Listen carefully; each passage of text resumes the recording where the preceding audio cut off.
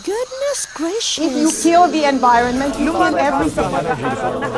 One-third of the Illegal logging, urbanization, pollution.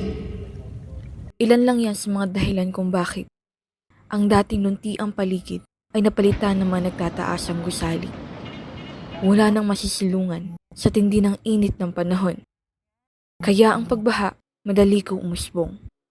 Sino ba ang may kasalanan? Tayong mga nagdudusa.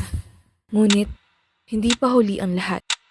Sa gitna ng pagkasira ng kalikasan, may layong puno ng pag-asa.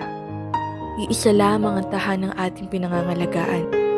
Huwag tayong magpakain sa konsumerismo at magpaalipin sa teknolohiya.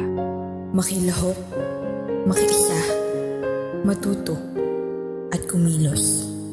Dahil ang kalikasan ay hindi lamang para sa atin, kundi para rin sa mga susunod na henerasyon.